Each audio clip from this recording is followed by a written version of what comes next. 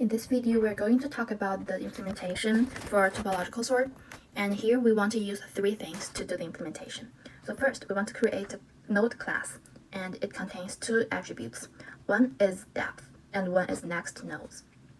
Depth stands for how many nodes you must visit before you visit the current node, and next nodes is a list of nodes that the current node has an edge, a directed edge to, and you can store nodes in the list, and you can also just store the value contains in the node. So if the node contains integers, you want to store integer in the list, and if it contains letters, then you want to store letters in the list.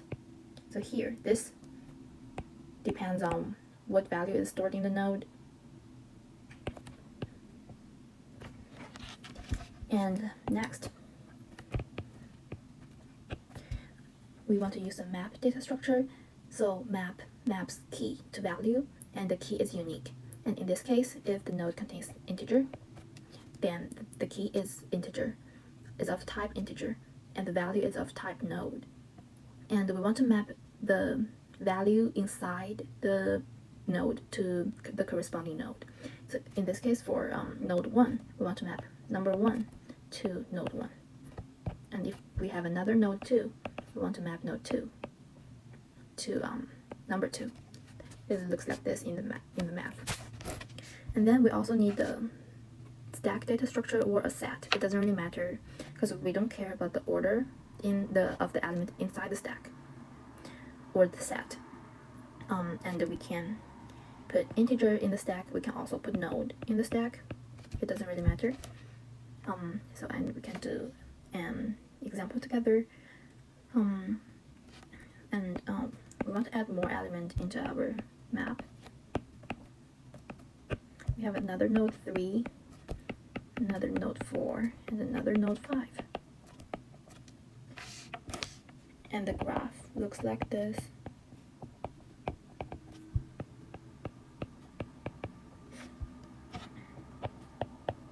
Graph looks like this. And to start with, we have an empty stack.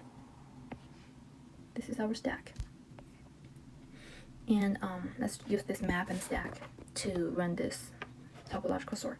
So first we want to add 1 into our stack. Because 1 doesn't have any incoming edges, so it's 1 is our starting point. And we go back to our map and find node 1. So this node 1 points to this node 1. Right. And node 1 contains a list of next nodes. So since we already have node 1, we know the next nodes are 2 and 3. And because we have looked at the edges between 1, 2 and 1, 3, we can remove the edges.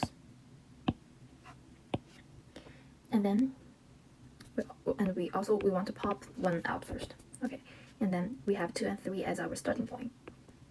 2, 3. The order doesn't matter, you can put 3 first. So, and then we pop out 3.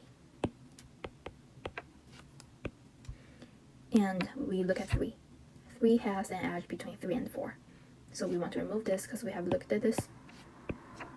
And 4 still has another edge, so we can't do anything about 4. And we keep popping from our stack. And look at 2. Remove the edges coming out from 2. And 4 becomes a starting point. And then we pop out 4. And look at 4. 4. Remove the edges coming out of 4. We have 5. And we add 5 out into our stack.